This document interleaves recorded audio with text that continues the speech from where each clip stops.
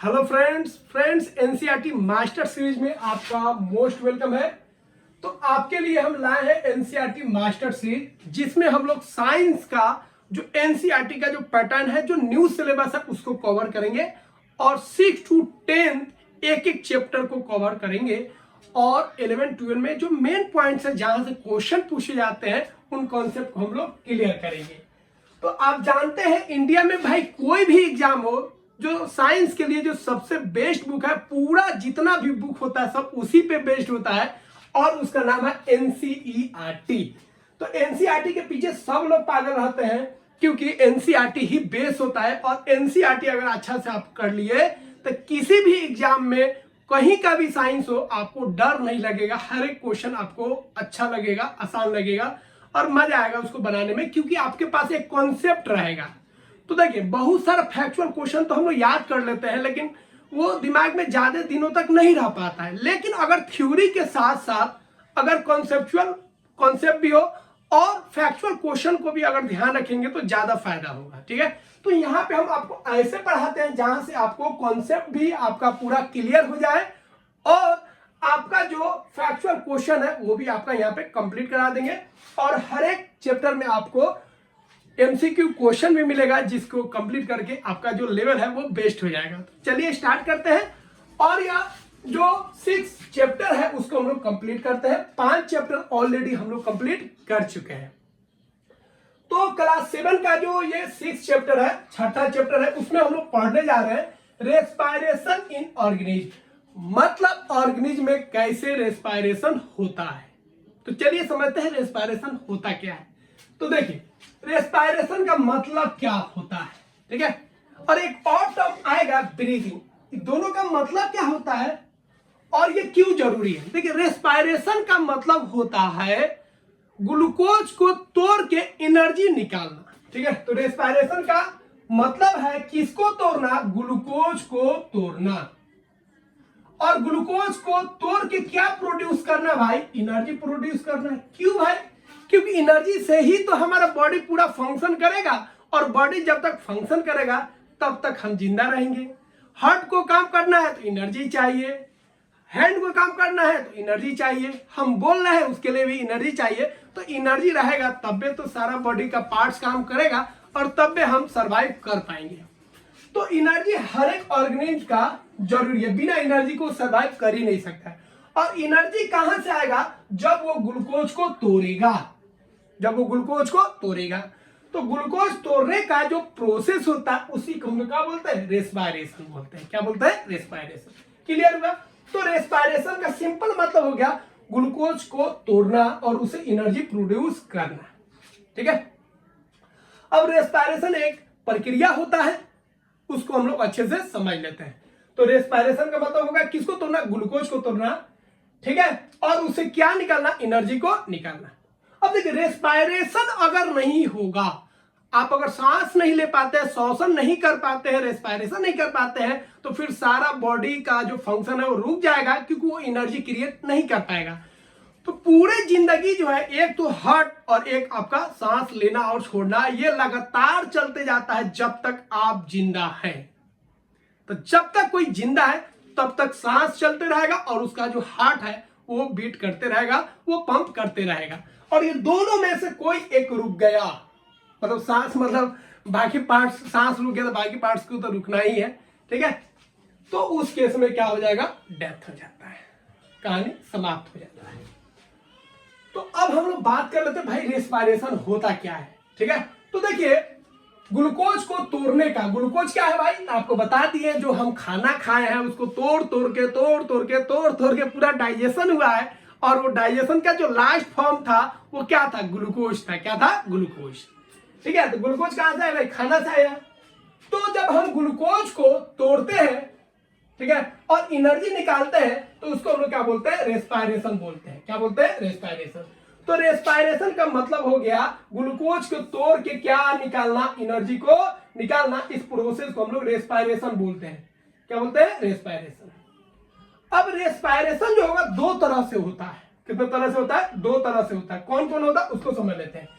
एक होता है एक्सटर्नल रेस्पायरेशन और एक होता है इंटरनल रेस्पायरेशन। इसमें क्या फर्क होता है? इंटरनल रेस्पिरेशन का मतलब जो सेल में हो रहा है, और एक्सटर्नल रेस्पिरेशन का मतलब सांस लेना और सांस छोड़ना। तो सांस लिए और सांस छोड़े, इसको बोलेंगे कौन रेस्पिरेशन? एक्सटर्नल। ये बाहर हो रहा है, अंदर गया हवा और छोड़ दिए, तो इसको हम लोग क्या बोलेंगे? एक्सटर्नल रेस्पिरेशन, जिसको सिंपल में हम लोग ब्रीदिंग बोलते हैं। क्या बोलते हैं? ब्रीदिंग। और जो सेल में देखिए ग्लूकोज है क्या, इसको समझिए। ग्लूकोज है क्या भाई? तो ग्लूकोज है सेल में। ग्लूकोज कहां पे है? सेल में। तो सेल में ग्लूकोज है, और इस सेल में क्या आएगा? ऑक्सीजन आएगा, और ये जो सेल में ग्लूकोज है वो टूट के क्या देगा? एनर्जी देगा। तो इस प्रोसेस को हम लोग बोलेंगे रेस्पिरेशन। तो ये रेस्पिरेशन का दूसरा पार्ट है, जिसको हम लोग बोलेंगे इंटरनल रेस्पिरेशन।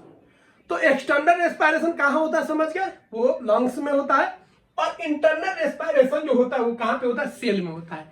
इसीलिए इंटरनल रेस्पिरेशन को हम लोग सेलुलर रेस्पिरेशन भी बोलते हैं। तो रेस्पिरेशन का दो पार्ट, एक एक्सटर्नल रेस्पिरेशन जिसको ब्रीदिंग बोलेंगे, और इंटरनल रेस्पिरेशन जिसको हम लोग सेलुलर रेस्पिरेशन बोलेंगे, क्योंकि मेन जो रेस्पिरेशन है कहां हो रहा है? वो सेल के अंदर हो रहा है, जहां पे ग्लूकोज है। अब देखिए ब्रीदिंग क्या है भाई? ब्रीदिंग आपको बता दें, ब्रीदिंग का सिंपल मतलब होता है ऑक्सीजन को लेना, इनहेल करना, और कार्बन डाइऑक्साइड को एक्सहेल करना। तो ऑक्सीजन लिए और कार्बन डाइऑक्साइड को छोड़े, तो इस प्रोसेस को बोलेंगे ब्रीदिंग बोलेंगे। क्या बोलेंगे? ब्रीदिंग। अब अंदर गया, सांस लिए, अंदर गया, लंग्स में गया। लंग्स से क्या होता है? लास्ट पोर्शन जो होता है लंग्स का, ठीक है, एयर लाइक स्ट्रक्चर होता है, बैलून की तरह छोटा छोटा, उसको बोलते हैं एल्वेओली बोलते हैं। एल्वेओली से क्या होता है? ब्लड वेसल जुड़ा होता है, वहां से ऑक्सीजन को ब्लड वेसल के द्वारा बॉडी के पूरा सेल तक, जितना सेल है सर से लेकर पांव तक, हर एक अंग के सेल तक वो ऑक्सीजन चला जाता है, और उस सेल में रहता क्या है? ग्लूकोज। उसको तोड़ के एनर्जी रिलीज करता है, हर एक सेल को एनर्जी मिल जाता है। ठीक है, तो ये पूरा प्रोसेस, सांस लिए, लंग्स में गया, लंग से ब्लड में गया, ब्लड से सेल में गया, ये पूरा प्रोसेस को हम लोग बोलेंगे रेस्पिरेशन। क्या बोलेंगे? रेस्पिरेशन। ठीक है, और रेस्पिरेशन का ये वाला जो पार्ट है, हवा लिए और लंग्स तक, ये वाला जो छोटा पार्ट है, इसको बोलेंगे ब्रीदिंग। तो ब्रीदिंग जो होता है, याद रखिएगा, यह छोटा सा पार्ट होता है, स्मॉल पार्ट होता है किसका? रेस्पिरेशन का। बस इसको ध्यान रखना है। रेस्पिरेशन में याद रखिएगा, ये छोटा पार्ट होता है किसका? तो ब्रीदिंग जो है छोटा पार्ट होता है किसका? रेस्पिरेशन का। तो रेस्पिरेशन एक केमिकल प्रोसेस होता है, जबकि ब्रीदिंग जो होता है केवल ये फिजिकल है। सांस लिए, सांस छोड़े, इसको ब्रीदिंग बोलेंगे।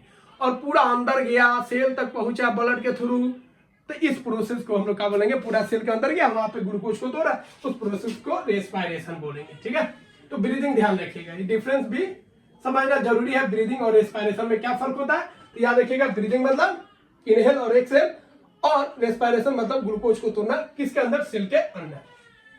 ठीक है, और जो ब्रीदिंग है वो आपका फिजिकल प्रोसेस है, जबकि जो रेस्पिरेशन है वो आपका केमिकल रिएक्शन हो रहा है, दैट मींस वो केमिकल प्रोसेस है।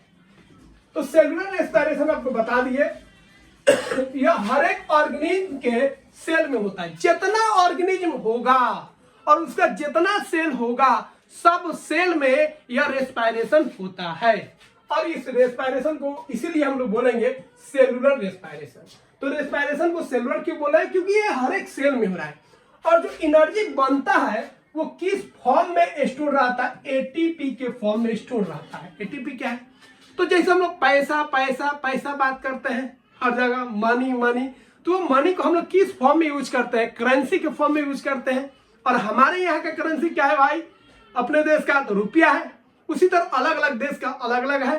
ठीक है, तो एनर्जी का जो करेंसी है वो क्या है? एटीपी है। और एटीपी का फुल फॉर्म याद रखिएगा, ये पूछ लेता है। ठीक है, एडेनोसिन ट्राइफॉस्फेट, ये इसका फुल फॉर्म हो गया। तो एनर्जी जो रिलीज होगा वो किसके फॉर्म में स्टोर रहता है? एटीपी के फॉर्म में स्टोर रहता है।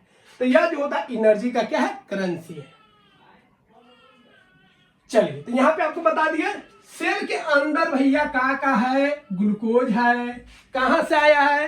तो इधर उधर से नहीं आया, जो खाना हम खाए वहीं से आया है।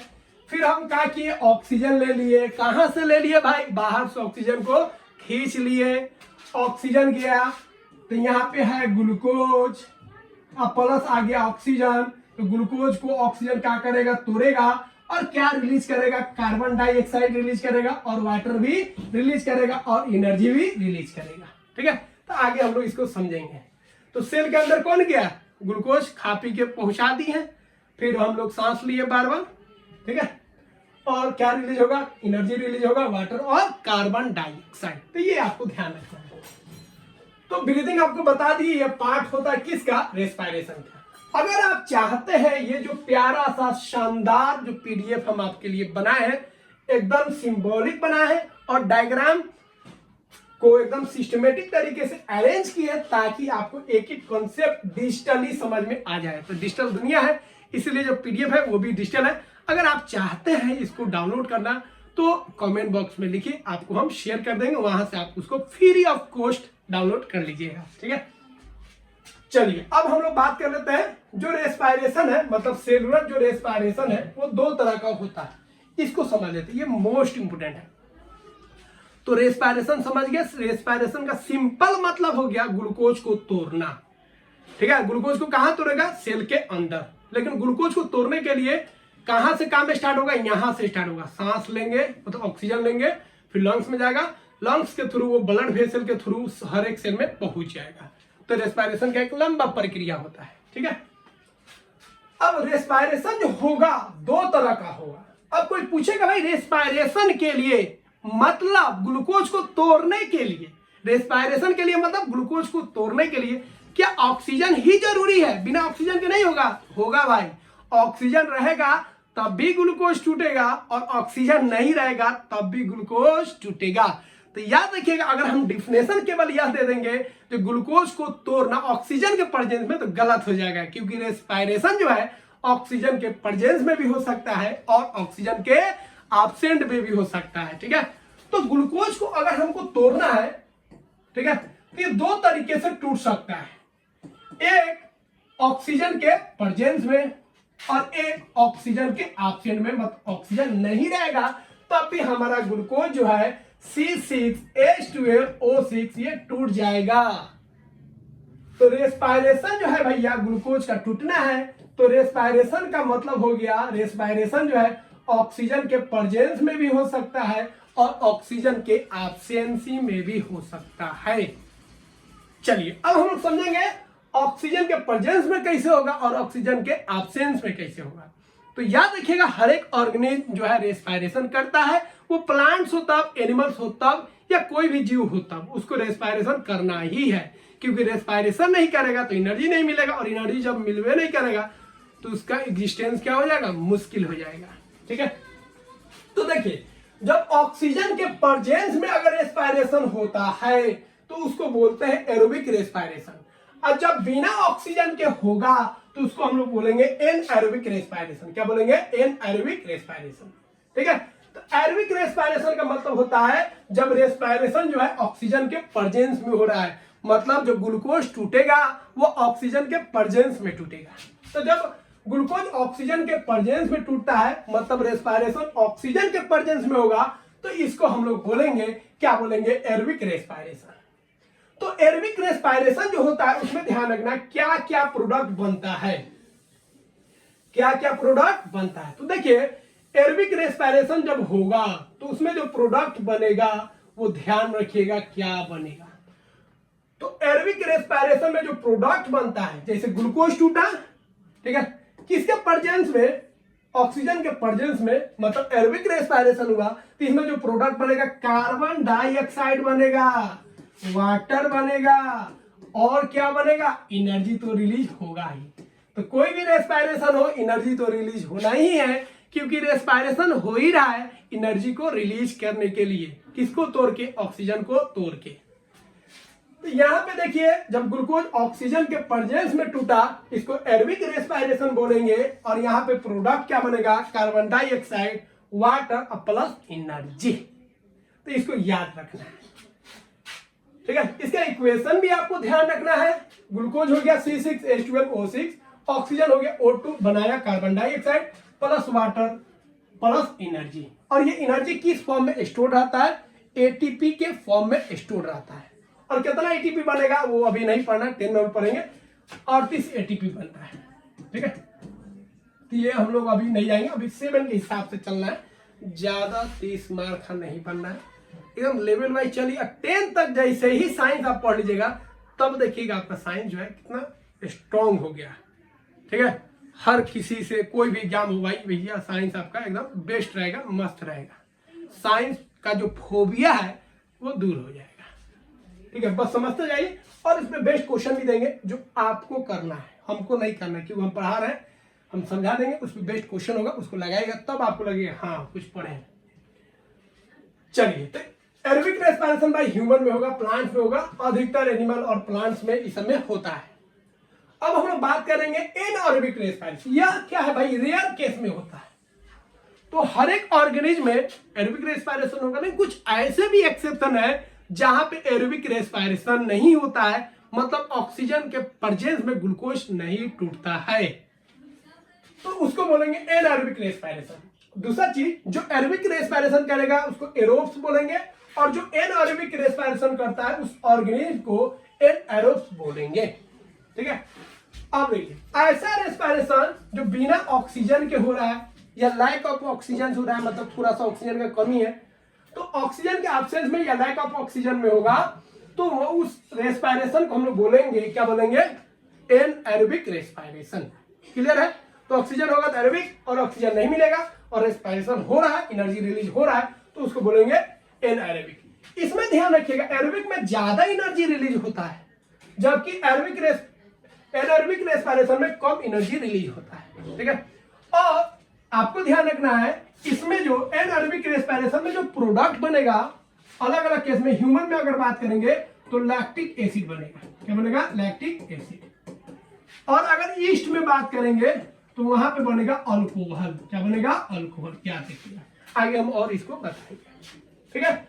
तो एरोबिक रेस्पिरेशन समझ गए। एनारोबिक रेस्पिरेशन एक तो होगा कुछ बैक्टीरिया में होता है, ईस्ट में होता है, और हमारे बॉडी में भी होता है भाई, ध्यान रखना। अगर पूछेगा ह्यूमन बीइंग में, मानव में, हम लोग में क्या होता है, एरोबिक रेस्पिरेशन होता है कि एनारोबिक, तो याद रखिएगा दोनों होता है, एरोबिक भी होता है और एनारोबिक भी होता है। नॉर्मल क्या होगा, एरोबिक। लेकिन अगर हम फास्ट काम करेंगे, कोई एक्सरसाइज करेंगे, दौड़ेंगे, कोई भारी काम करेंगे, तो उस केस में हमको अधिक एनर्जी का जरूरत पड़ता है, और सांस आपका तेज हो जाएगा, क्योंकि ज्यादा एनर्जी चाहिए। तो दौड़ते हैं तो ज्यादा एनर्जी चाहिए, तो ज्यादा सांस लेंगे, ज्यादा एनर्जी बनाएंगे, उससे भी काम नहीं चलता है। तो जो मसल्स है, पैर और हाथ के सब मसल्स बोलता है भाई घबराओ नहीं, हम और एक्स्ट्रा एनर्जी बना देते हैं, हमको ऑक्सीजन की जरूरत नहीं है, बिना ऑक्सीजन के भी हम एनर्जी बना देते हैं। तो उतना एनर्जी नहीं बनाता, लेकिन ठीक ठाक बना देता है, ठीक है। तो ह्यूमन जब कोई भारी काम करेगा तो उस केस में बिना ऑक्सीजन के भी रेस्पिरेशन कर लेता है, ग्लूकोज को तोड़ के एनर्जी रिलीज कर देता है, और वो कहां पे होगा, मसल्स वाला सेल।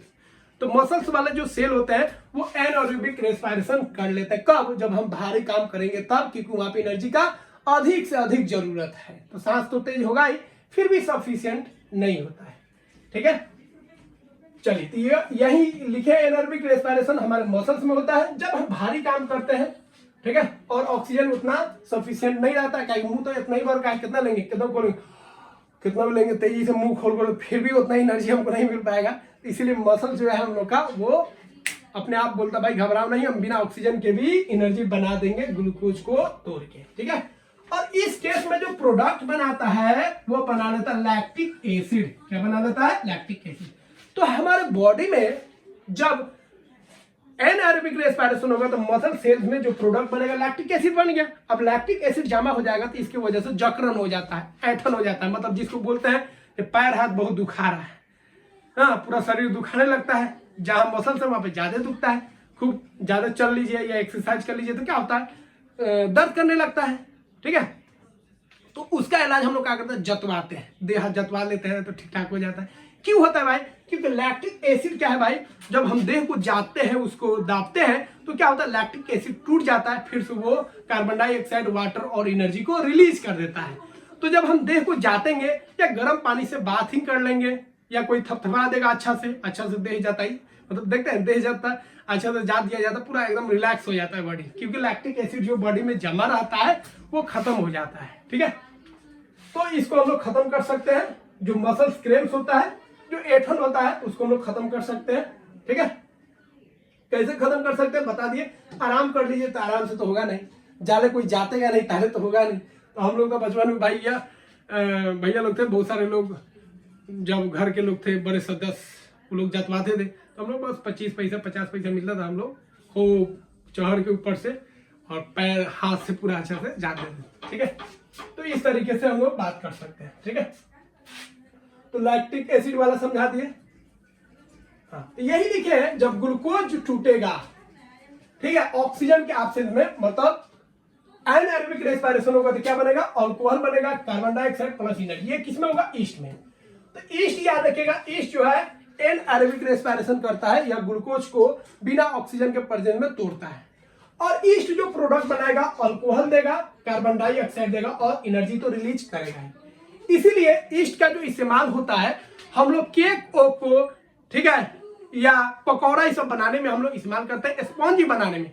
तो केक हो गया, पकौड़ा हो गया, ये सब को स्पॉन्जी बनाने में हम लोग किसका इस्तेमाल करते हैं, किसका इस्तेमाल करते हैं, ईस्ट का इस्तेमाल करते हैं। क्योंकि ईस्ट जो होता है क्या रिलीज कर रहा है, कार्बन डाइऑक्साइड, और कार्बन डाइऑक्साइड क्या करता है, केक को मुलायम बना देता है, फुला देता है, सॉफ्ट कर देता है।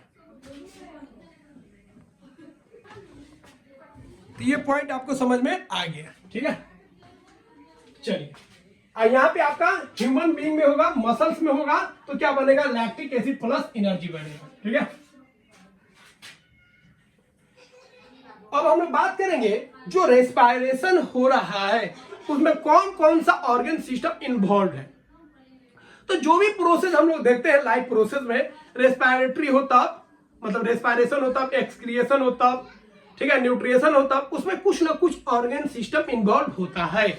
तो उसी तरह भाई रेस्पिरेशन में भी तो कुछ ऑर्गन उसमें इन्वॉल्व होगा। रेस्पिरेशन तो ऐसे ही नहीं होगा, रेस्पिरेशन में नाक भी इन्वॉल्व होगा, ट्रेकिया भी इन्वॉल्व होगा, लंग्स भी इन्वॉल्व होगा, एल्वेओली भी इन्वॉल्व होगा।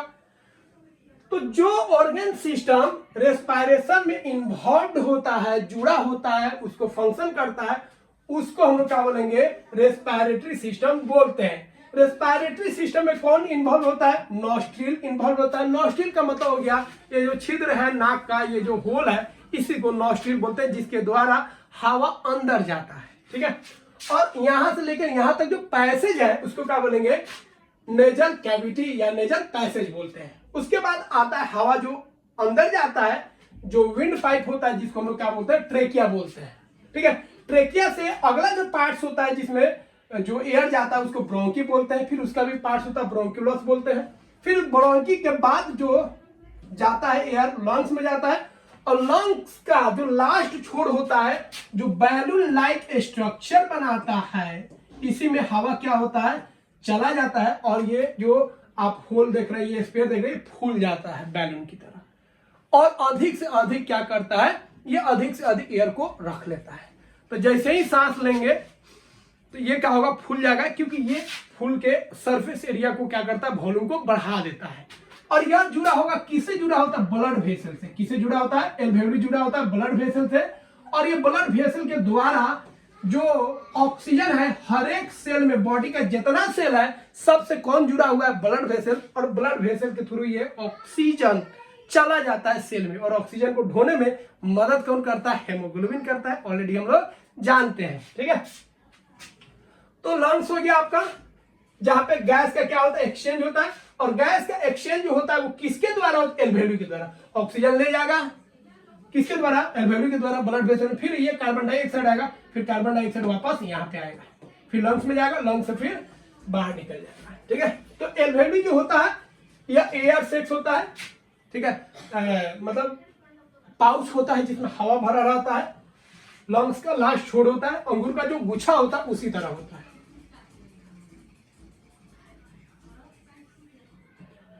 यहां पे देख लीजिए, ये आपका जो छिद्र है, होल है, इसको बोलेंगे नॉस्ट्रिल बोलते हैं।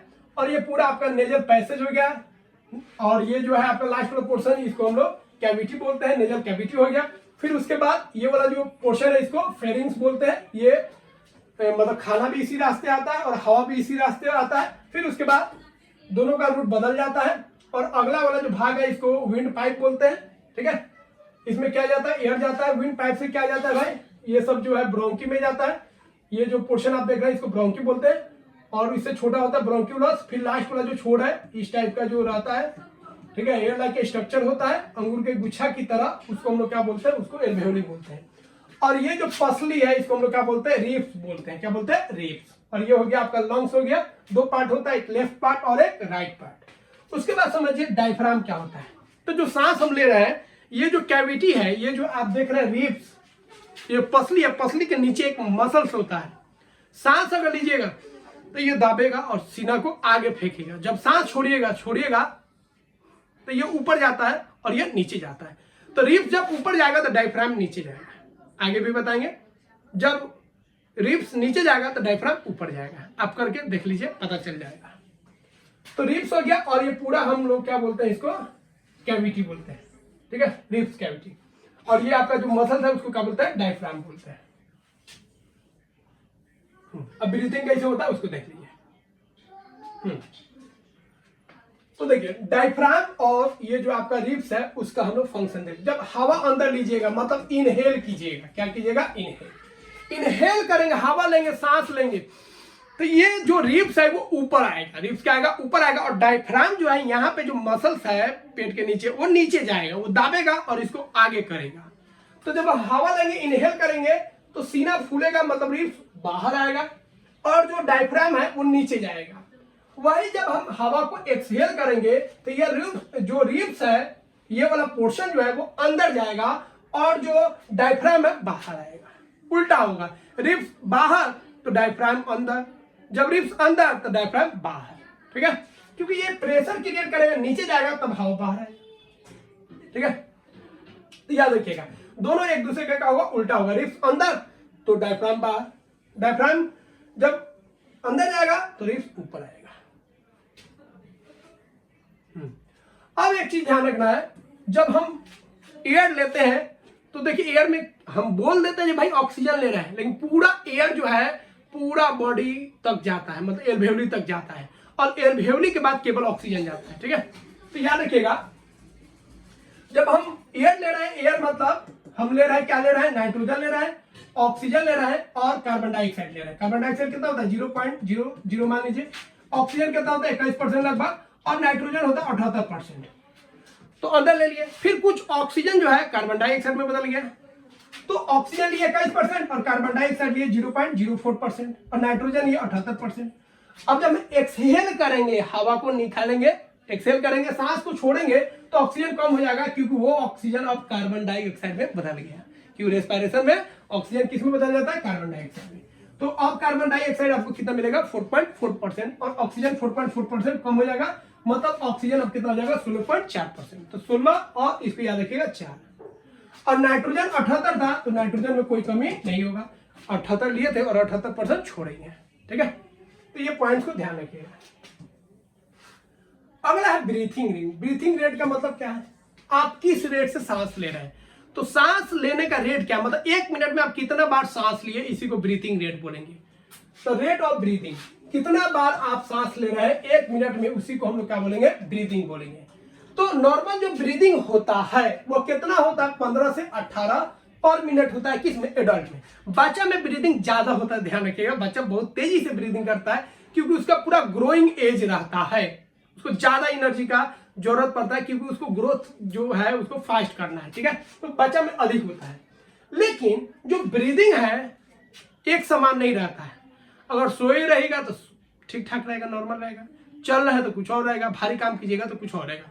तो अलग अलग काम के अनुसार हमारा ब्रीदिंग कम भी हो सकता है, फास्ट भी हो सकता है। अगर सोए है तो ब्रीदिंग कम होगा ना, भारी काम कर रहा है, चढ़ रहा है, दौड़ रहा है, तो ब्रीदिंग आपका क्या होगा, फास्ट हो जाएगा, क्योंकि वहां पे एनर्जी का ज्यादा जरूरत पड़ेगा। ठीक है, अगर आप तेजी से कोई भारी काम कर रहे हैं तो ब्रीदिंग रेट आपका लगभग 25 के तक पहुंच जाता है। नॉर्मल कितना है, 15 से 18। अब क्वेश्चन है ब्रीदिंग एंड एनिमल्स। एनिमल्स में भी ब्रीदिंग होता है, तो याद रखिएगा, अर्थवर्म्स जो चारा होता है ना, चारा जो होता है उसका जो स्किन होता है बहुत ही मुलायम होता है और स्लिमी होता है, चिपचिपा होता है। और यह जो ब्रीदिंग करता है, ठीक है, किसके थ्रू करता है, याद रखिएगा, स्किन के थ्रू। तो अर्थवर्म जो है किसके थ्रू ब्रीदिंग करेगा, स्किन के थ्रू। फिश जो होता है गिल्स के थ्रू करता है। लेकिन फिश में 2 चीज आपको ध्यान रखना है, कौन कौन, एक होता है डॉल्फिन, क्या होता है, डॉल्फिन, और एक होता है व्हेल। डॉल्फिन और व्हेल जो होता है लंग्स के थ्रू क्या करता है, यह रेस्पायरेशन करता है, ब्रीदिंग करता है। तो फिश होगा गिल्स के through, except dolphin and whale. Insect जो होता है, ठीक है, इसका बाहर एक छिद्र होता है, बॉडी के बाहर क्या होता है, छिद्र होता है, जिसको एस्प्रिकल्स बोलते हैं। इसके थ्रू हवा अंदर जाता है और पूरा बॉडी में कैविटी टाइप का होता है, नली टाइप का होता है। उस नली को हम लोग बोलते हैं ट्रेकियल ट्यूब्स। क्या बोलते हैं? Tracheal tubes. तो ट्रेकियल ट्यूब्स जैसे यहाँ पे इसका नली होगा और ये जितना भी पार्ट्स आप देख रहे हैं ये सब ट्यूब टाइप का होता है, जिसको हम लोग ट्रेकियल ट्यूब्स या इसी को हम लोग ट्रेकिया बोलते हैं।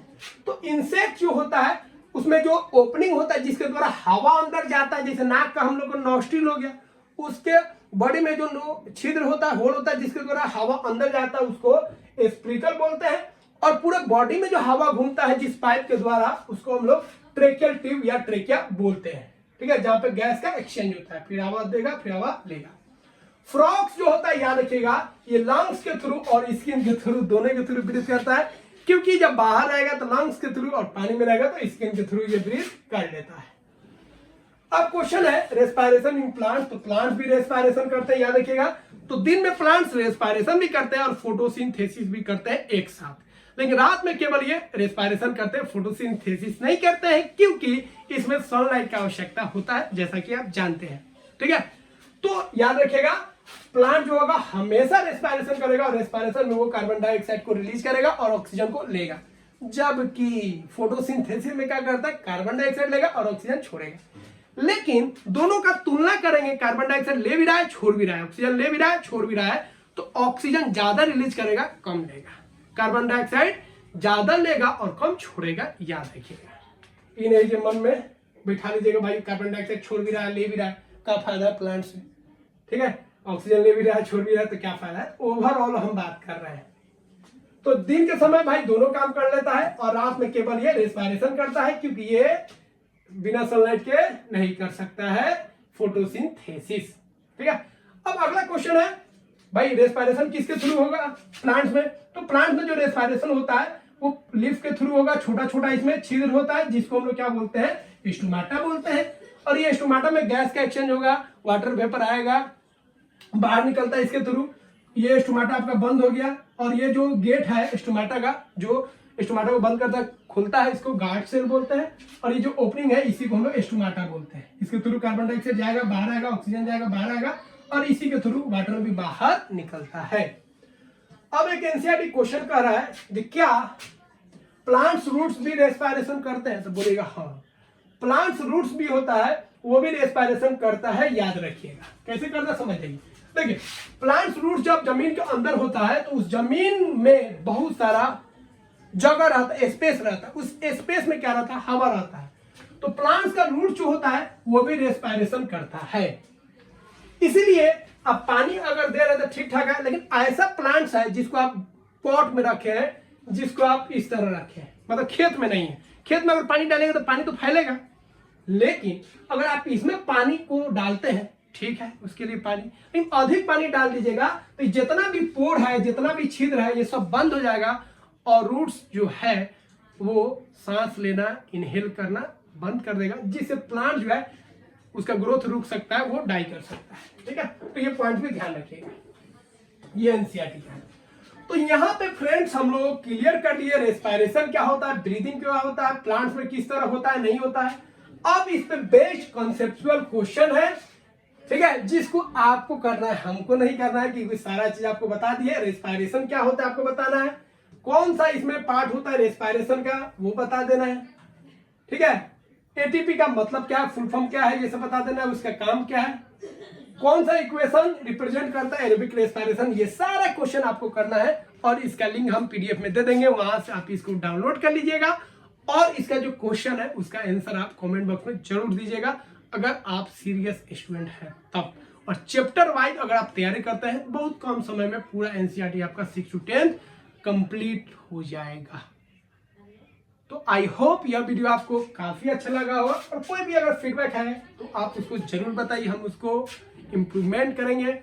और आई होप आप जरूर वीडियो को लाइक कीजिएगा, और चैनल पर नए हैं सब्सक्राइब नहीं किए तो सब्सक्राइब कीजिए, और जो भी डाउट्स है उसको आप कमेंट बॉक्स में बताइए। मिलते हैं फ्रेंड्स अगले वीडियो में। जय हिंद, टेक केयर, गुड नाइट।